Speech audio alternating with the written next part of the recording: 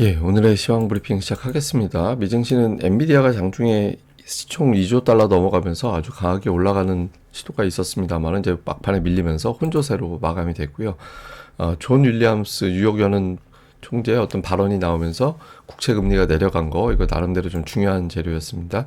그리고 골드만삭스를 비롯해서 주요 IB들이 증시 그리고 이제 금리 인하에 대한 예상을 수정하고 있다라는 점 간단하게 설명드릴 거고요. 그리고 한국 관련 지표들은 소폭 상승했습니다. 그래서 주체 우리 증시는 뭐 강보합 정도로 출발할 수 있는 환경은 만들어졌다. 이렇게 놓고 보면 되겠습니다. 내용 좀 보면 미증시는 뭐 거의 뭐 큰 변화는 없었습니다. 다우가 0.16, S&P 500 거의 강보합이었고 나스닥은 0.28% 빠진 게 엔비디아, 아마존 제외하고는 빅테크가 하락했고 특히 테슬라가 2% 넘게 빠졌거든요. 그래서 그 영향으로 나스닥은 좀 빠졌고 러셀 2000 지수도 강보합. 그러니까 전체적으로 좀 눈치 보는 뭐 숨고르게 한다라고 우리가 보통 표현합니다만 큰 방향을 잡지는 못했는데 그 엔비디아 변동성이 컸습니다. 장중에 823달러까지 올라갔었거든요. 시가총액 2조 달러 훌쩍 넘어갔다가 이제 마이너스로 밀렸다가 다시 올라가는 이게 초반에 확 밀고 올라가서 시가총액 2조 달러 넘어간 거 가지고 막 뉴스 쏟아지다가 매도 물량 나왔죠. 근데 보통 이런 각도로 떨어지는 거는 현물에서 차익 실현 쪽보다는 뭐 옵션이라든가 이런 것들 영향받을 때 각도가 저렇게 떨어지거든요. 그래서 아마 그쪽 부분에 어떤 매도가 나온 것 같습니다. 그러다가 이제 다시 회복이 돼서 잠깐 마이너스권에 있었고 거의 대부분 플러스권을 유지했다라는 점은 이제 긍정적이죠.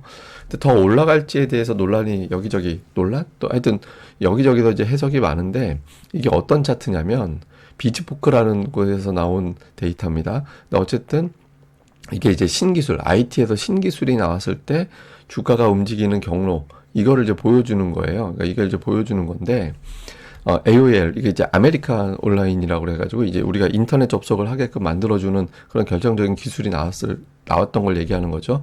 그 다음에 이제 넷스케이프 이거 나이 좀 드신 분들은 익스플로러 전에 저걸로 아마 인터넷 접속하신 분들 되게 많았을 텐데 저도 대학 때 저걸로 인터넷 접속했거든요. 5층에 전단실 가서 그때도 이미 주식을 할 때라서 이제 지수 현재까지 그때 20분 지연 시세인가 그랬는데 막 그런 거 보고 그랬을 텐데 하여간 그거 다음에 이제 챗 GPT 나왔을 때 보시면 신기술 나왔을 때 주가가 움직이는 지수가 움직이는 경로가 대체로 비슷해요. 그러니까 결과적으로 보면 300일 동안 넘었을 때 이제 계속해서 증시가 올라가지만 그 이후에도 계속 올라갔다. 한 700일, 그러니까 앞으로 1년 정도는 신기술에 의해서 증시가 더 올라갈 수 있다. 이런 것들을 보여주는 데이터죠. 그리고 오늘 시티에서는 대형주 실적 발표 다음 날 10% 넘게 올라간다면 3개월 동안 추가적으로 올라가는 통계가 있다. 그러니까 이런 걸 제시를 하면서 인공지능은 이제 초기 단계다. 그래서 성장을 가늠하기 어렵기 때문에 실적을 예측하기 어려울 것 같다. 그러니까 이런 이야기를 했고요. 그러면서 재밌는 표현을 했어요.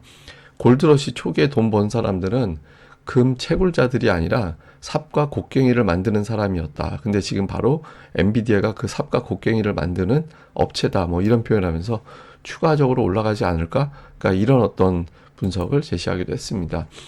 그리고 이제 주식시장에 대한 전망도 수정되고 있는데 엔비디아가 좀 바꾼 것 같아요. 그러니까 도이체방크에서는 그 주요 지표가 코로나 이전의 상단을 상회한다. 그러니까 경제가 괜찮다라는 거죠. 미국 경제만 놓고 보면.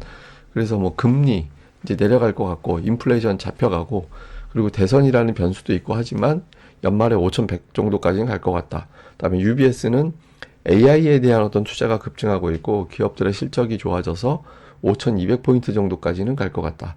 그다음에 골드만삭스도 역시 IT 기업들의 실적이 좋아져서 5,200포인트 갈 것이다. 이렇게 이제 전망을 했는데 금리 전망은 좀 후퇴했습니다.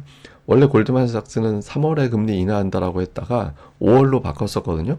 근데 지금 6월로 또 수정했어요. 그러면서 6, 7, 9, 12 4번 내릴 걸로 보고 이제 원래는 기존에 5번이었는데 4번 내린다. 그리고 내년도 4번 내린다. 그러니까 한마디로 올해 1%포인트, 내년도 1%포인트 이렇게 이제 낮출 것이다. 그러니까 이런 전망을 제시하기도 했습니다. 그리고 이제 주요 코멘트들도 좀 보면 그 마크 헤펠레라는 분석가 유명한 사람이죠. 기술주들에 대한 이익 실현을 할지 여기에 대한 고민이 투자자들에게 있다. 그렇지만 추가적으로 올라갈 것으로 현재로서는 보여진다. 이런 분석을 했고요.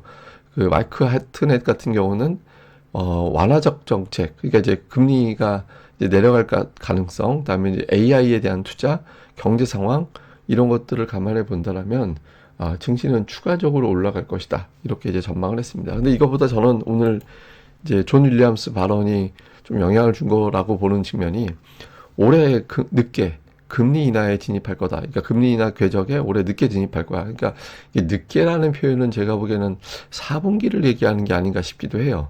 예, 그러니까 뭐 지금 대부분 한 6월 정도, 여름 정도에는 어쨌든 금리 내려갈 거야. 이렇게 생각하는 거잖아요. 근데 존 윌리엄스는 올해 늦게라는 건 4분기 이렇게 해석될 수 있는 여지가 있는 발언을 했고요. 그러면서 이제 인플레이션과 경제가 올바른 방향으로 가고 있다. 그래서 한 달 뭐 수치 튀었다고 해서 달라지지 않는다 이런 주장을 했는데 마지막 발언을 주목을 했던 것 같아요. 시장은 일부에서 금리가 다시 올라갈 수도 있다, 인상할 수 있다 이런 주장이 나왔잖아요. 근데 이거는 자신은 기본 케이스가 아니다. 그래서 일축을 했거든요. 그래서 미국의 국채금리 움직이는 걸 보면 그 외에 이제 연준 인사가 5월 인하도 뭐 테이블에 있어 뭐 이런 발언한 것도 있었습니다만 어쨌든 존 윌리엄스의 발언도 더 전해지면서 국채 금리가 빠졌습니다. 국채 금리가 어제 4.3%를 쭉 넘어가 있다가 4.25%까지 내려오는 그런 계기가 됐다. 이거는 좀 우리 입장에서는 금리가 좀 불안하다라고 제가 말씀을 드렸는데 4.4 넘어가면 되게 안 좋았을 수도 있거든요. 그래서 어쨌든 이 부분은 다행입니다. 그래서 최근에 국채 금리가 4.3에서 위아래로 왔다 갔다 하잖아요. 4.4 넘어가면 한 단계 증시가 크게 이제 빠지는 그런 계기가 될 수도 있었거든요. 그래서 좀 다행스러웠다 볼 수 있겠고 또 국제유가도 좀 빠졌습니다. 그러니까 유가도 올라가면서 위협적인데 잘 보시면 200일선에서 지금 오락가락 하고 있거든요. 그래서 200일선 밑으로 다시 내려왔는데 유가는 그냥 이 상태에서 그냥 박스권만 해줘도 다행이죠. 올라가면 또 올라가는 대로 문제고 내려가면 내려가는 대로 또 경기 침체 걱정한다고 그럴 거라서 이 근처에서 움직여주는 게 차라리 제일 낫다. 이렇게 봐야 될 것 같습니다. 자, 우리나라 관련된 지표는 MSCI 한국지수가 강보합으로 끝났고요. 야간 선물은 0.25% 올랐습니다. 그래서 만약에 오늘 증시가 만약에 월요일에 개장이 될 때 미증시 상황 그대로만 영향을 준다라면 우리 증시는 이제 강보합 정도로 출발할 수 있는 여건은 이제 만들어 놓고 끝났다. 이렇게 보면 될 것 같습니다. 자, 오늘 뭐 시장 요약을 해보면 그 엔비디아 효과는 일단 마무리가 된 걸로 보여지거든요. 그래서 뭐 엔비디아가 뭐 또 이제 막 5% 이상씩 급등하고 이러기는 쉽지 않기 때문에 엔비디아 이외에 이제 새로운 모멘텀, 그러니까 다른 모멘텀, 새로운 게 아니죠. 다른 모멘텀이 이제 필요하고, 근데 이제 문제는 작년도에는 빅7이 이제 끌고 올라갔었는데 올해는 여기서 더 압축이 되고 있거든요. 그래서 이제 엔비디아가 만약에 눌린다면, 만약에 전제로 혹시라도 그렇게 됐을 때 이제 다른 어떤 선수 교체가 될 수 있겠느냐, 이것도 되게 중요한 게 될 겁니다. 그래서 요 부분들 또는 이제 빅7이 아니라 아예 뭐 가치주가 간다든가 아니면 뭐 중성주가 간다든가 이런 흐름이 나와줘야겠죠. 그러니까 이 흐름이 되게 중요하고 잠시 후에 또 설명드릴 겁니다.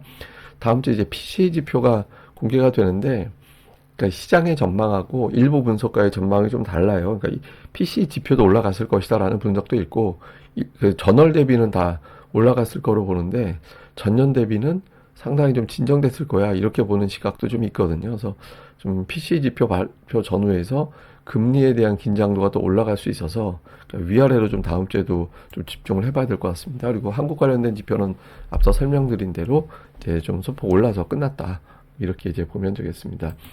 자, 이거는 뭐냐면 그러니까 빅7 주가의 어떤 변화를 보여주는 건데 그러니까 올해를 1월 1일을 딱 제로로 놓고 봤을 때 얼마나 움직였는지를 보여주는 거예요. 근데 이제 그냥 계속 가는 애, 두 개죠. 그러니까 메타하고 엔비디아 두 개는 올라가는 애고 어정쩡하게 이제 조금 신용하는 애들 뭐 이런 것들이죠. 마이크로소프트나 아마존이나 알파벳은 그냥 신용하는 거고 아예 그냥 빠진 애들.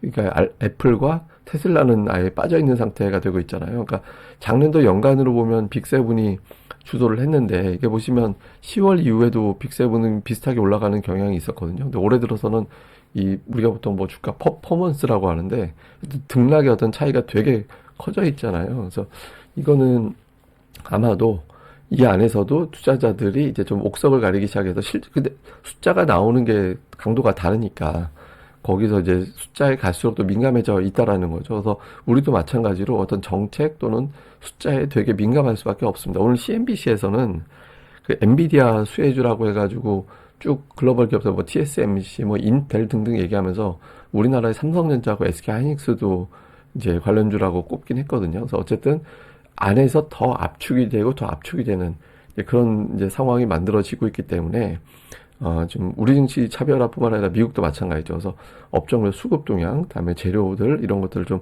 챙기지 않으면 그러니까 아예 장기적으로 갈 게 아니라면 단기적으로는 되게 소외되는 그런 어떤 상황이 연출될 수 있거든요. 그래서 좀 더 신경 써서 포트폴리오를 구축하는 그런 전략이 필요할 것 같습니다. 제가 뭐 그런 관련된 데이터나 이런 것들은 매일 또 종목도 수급은 매일 전달해 드리잖아요. 그래서 뭐 그때그때마다 또 변화가 생길 때마다 내용을 전달해 드리겠습니다. 그럼 또 주말 잘 보내시고요. 저는 또 다음 방송에서 뵙겠습니다. 그리고 뭔가 좀 머리 식힐 거를 다 찾아보고, 저는 딱히 이렇게 취미가 없거든요. 그러니까 취미가 없어서 유일하게 하는 게 요즘 LP 수집하고 있거든요. 그러니까 LP 사가지고 그걸로 음악 듣는 게 몇 안 되는 이제 머리 식히는 게 되고 있는데, 여러분들 뭐 운동을 하거나 뭐들 많이 좀 그런 것들 많이 찾으셨으면 좋겠습니다. 감사합니다. 저는 다음에 뵙겠습니다. 좋아요, 구독하기 꼭 좀 부탁드립니다. 감사합니다.